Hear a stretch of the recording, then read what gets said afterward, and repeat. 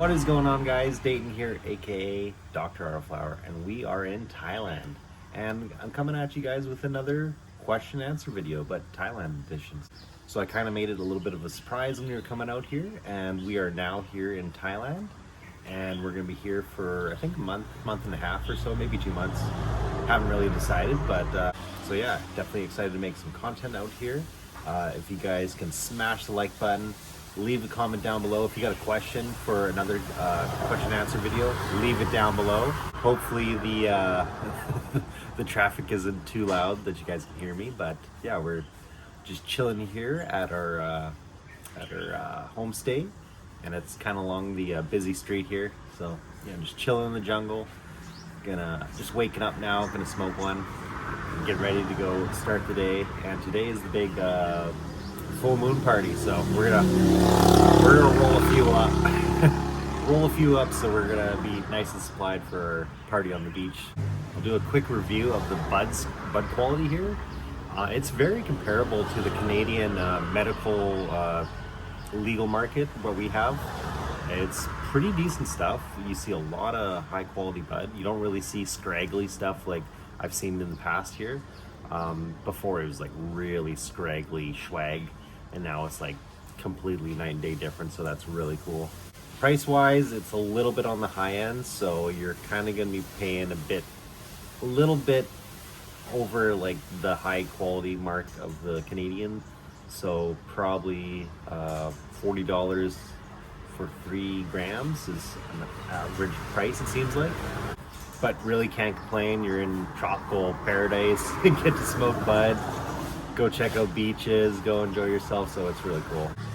And this trip is kind of like a test run. It's like, do we want to move over here? Well, that's really trippy. There's some really trippy birds out here.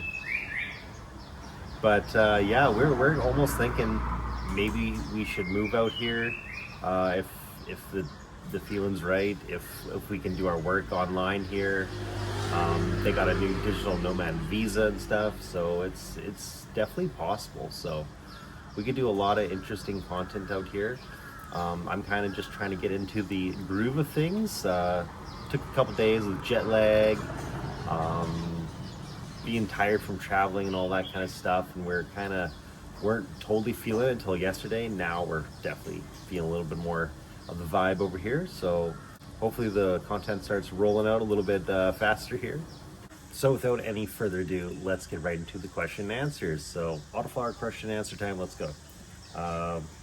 Dodd Oval says, yo man, I have a question. If my plants are healthy and feeding it correctly, do they need to be given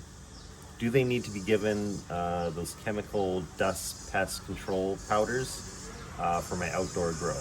So I would say if your plant's growing good and nice and healthy and it's not getting destroyed by bugs or pests and stuff, I would pretty much just avoid putting that kind of stuff on my plant or near my plants. I'm a big advocate of, I don't want extra chemicals being put on my weeds and whatnot. So I personally would never do that, especially if they're not being harmed or disturbed by the bugs.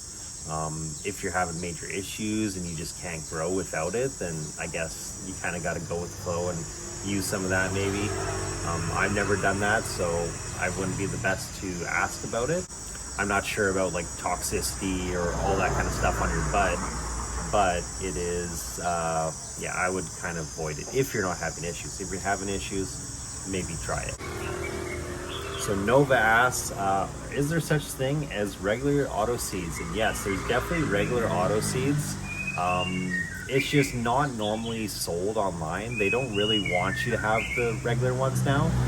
They want you to keep buying their feminized. They want you to keep spending money on them and stuff. So it is kind of a money grab. They have the regular seeds, they just don't want to release them anymore. And back in the day, they would release the autos, regulars, and the feminized together.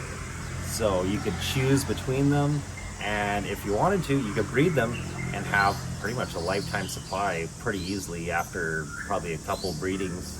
You get quite a few seeds off one plant, so it can really stock you up for a while. So It is hard to find, but they should be out there. They could be hard to find, but I would probably look on forums, Autoflower forums, stuff like that. You should be able to find people who are doing that, doing breeding stuff. You can become a tester. That is a thing. Testing for breeders and then getting to try what they're breeding. Yeah, there's definitely options out there. But if you're part of some Autoflower online groups, you should probably get a good idea of where you can get some regular seeds. And yeah, it's very easy to breed too. Like all you do is take some pollen from the males. I use a paintbrush and kind of just tap the pollen sacs into a bag, keep it in a freezer, use it whenever you want. Use a paintbrush and just paint it on the pistils of a female, and in about 4 or 5 weeks you'll have seeds. So very pretty easy to do. Here's a question I haven't really been asked. I don't think I have, but Delusions asks, do autoflower trichomes not turn amber? So this is a really good question because I think it really depends on the genetics. Like some, you'll see amber like right away within like 5-6 weeks you'll start seeing amber, which is, it seems like too fast. And then other autoflowers you'll see they just don't want to turn amber at all. So it's almost like it's more genetic with autoflowers. I think other people have found that out too, or noticed that. I don't fully go by like how much amber it is. I go by the weeks it's been alive. Don't be completely like scared or whatever if they're not all turning amber, or it's not like, you know, turning as fast as you think it should. Just go by the weeks it's stated on the grower, you know, how long it should take, and just go by that probably for the first time. Anthony asks, how do you know when to start flushing? Do you just base by time or sight?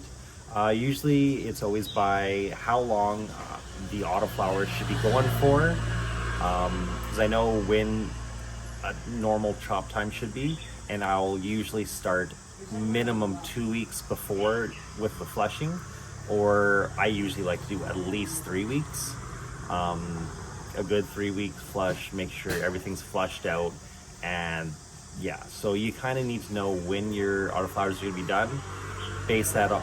You can base it on that. I wouldn't necessarily say I wouldn't go by looks.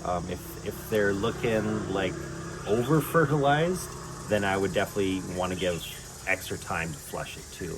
But yeah, I think that is it for the autoflower question answer here. The first one here in Thailand. If you guys got any questions for the next one, put it down in the comment section below. Yeah, stay tuned for more Thailand adventure out there, guys, and we'll catch you guys later.